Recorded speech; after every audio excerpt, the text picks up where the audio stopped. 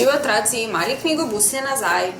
Današnja zgodba, ki jo bomo prebrali, ima naslov Mihovo pismo. Potem pa imam za vas eno nalogo. In sicer, da boste, tako kot junaka tele zgodbice, svojemu prijatelju, prijateljici napisali lepo pismo. Jaz pa vam bom pokazala, kako lahko izdelate prav posebno unikatno pisemsko ovojnico, v katero boste vaše pismo vložili in potem poslali. Predlagam, da kar začnemo z branjem.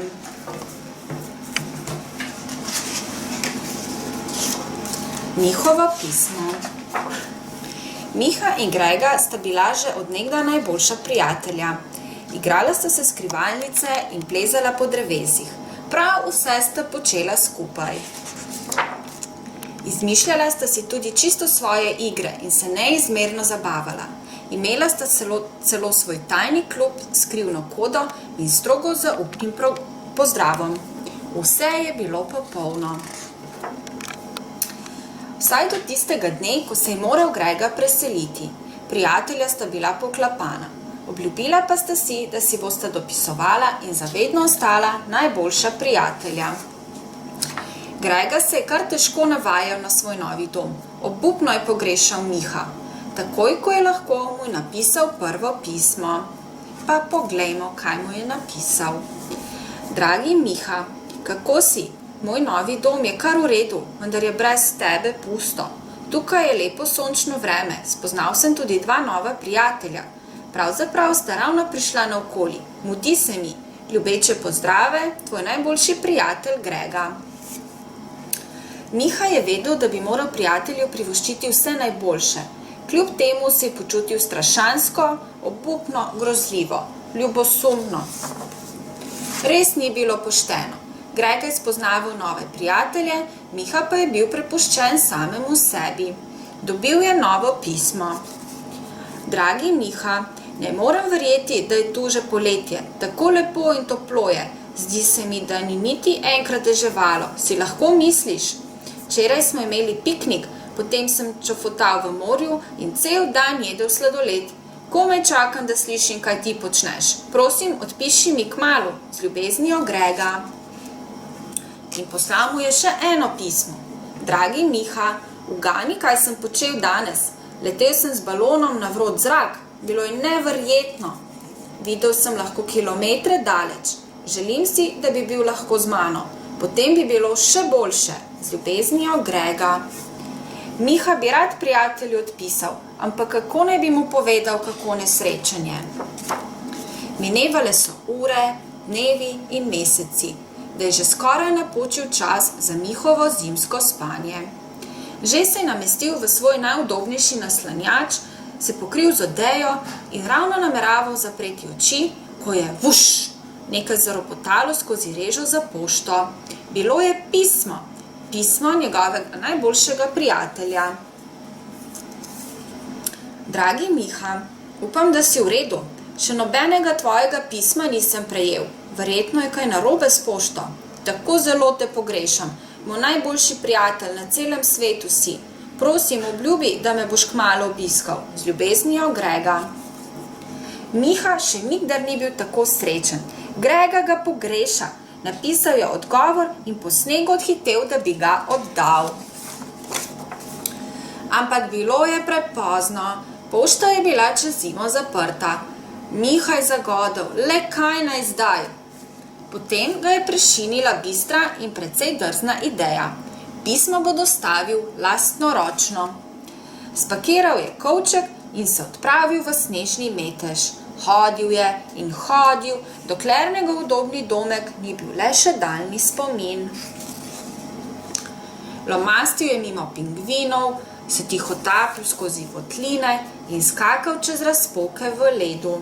Nato je plezal in plezal in plezal po strmih prepadih in zamrznjenih slapovih, dokler ni končno prispel na vrh najvišje gore, kar jih je kdaj videl. Ubogi Miha, ker naenkrat je potovanje postalo še težje. Na srečo je bil Miha zelo iznajdljiv medved. Ampak včasih ne gre vse po načrtu. Miha se je z glavo zaletel v deblo in svet je zagrnila tema. Mihovo smrčanje je privabilo mnogo radovednežev, vendar nihče ni vedel, kaj naj stori. Šle so ga pogledati vse živali iz gozda, kako Miha spi na deblu. Potem je nekdo opazil Mihovo pismo. Postalo je očitno, potrebovali so poštarja. In poštar je prišel. Poglejte, kakšen paket je prinesel poštar. Tistega popoldneva je Grega na svoje veliko začudenje prejel nenavadno smrčečo škatlo. Še bolj je bil presenečen, ko jo je odprl. V škatli je bil Miha. Grega je prebral Mihovo pismo in se zasmejal. Pa da vidimo, kaj je napisal Miha. Dragi Grega, tudi jaz te pogrešam. Z veseljem bi te obiskal, ampak bom celo zimo spal. Takoj, ko se spomladi zbudim, te pridem pogledat. Za vedno tvoj najboljši prijatelj Miha. Niti malo ga ni motilo, da je Miha prišel nenapovedano. Navsezadnje sta bila najboljša prijatelja. Ampak pozabil je že, kako glasno Miha smrči. Nenadoma se je pomlad zdela zelo, zelo daleč. Ko pa je prispela, je bilo fantastično. Tako. Kako prijetna zgodba s tem lepim koncem. Ko je pismo združilo dva prijatelja. Sedaj pa, kot sem že obljubila, bomo naredili pisemsko ovojnico. Jaz sem izbrala takle rdeč kolaž papir, vi pa lahko vzamete karkoli drugega. Bolje pisano, lepše bo. Zdaj vam bom pa najprej pokazala, kako iz tazga pravokotnega lista naredimo kvadrat. Se pravi, takole prepognemo list papirja.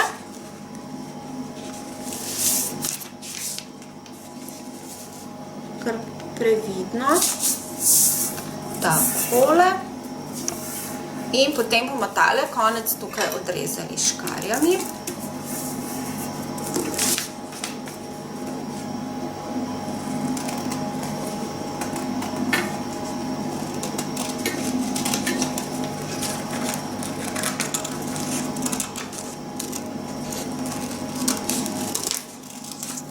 Takole.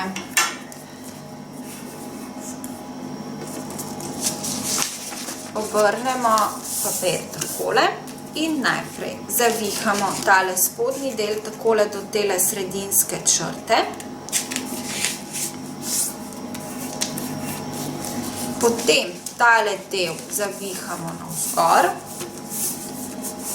Sedaj pa levi rob prepognemo takole.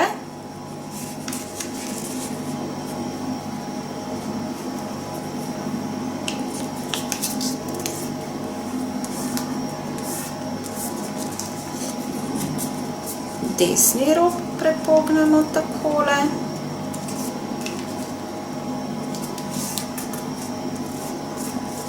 Mogoče še malce, da bo tako. In sedaj tale konček tukaj zavihamo takole nazaj. Oziroma ne, se opravičujem, Tjaša se je zmotila. Tale konček zavihamo tukaj do tega vogavčka takole. In potem tole luknjico odpremo takole navz. Aha, vidite, kaj se je zgodilo? Tjaša ni prišla na sredino, zato moram popraviti. Tale vogavček moramo prepogniti še malce bolj v desno.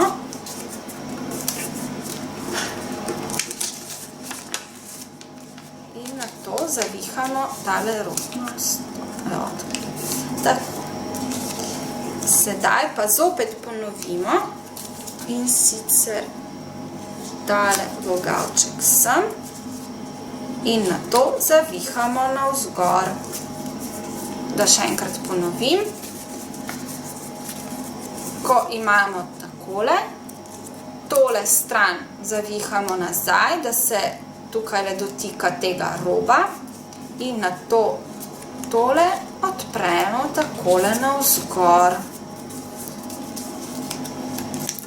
In sedaj še tole zgornjo polovičko zataknemo tukaj notri. Da pa bo pismo bolj varno, vam predlagam, da tole stran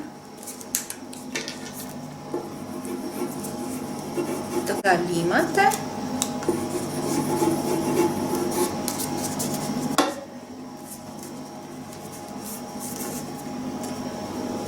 Tole tako in imamo tako lepo pisemsko ovojnico.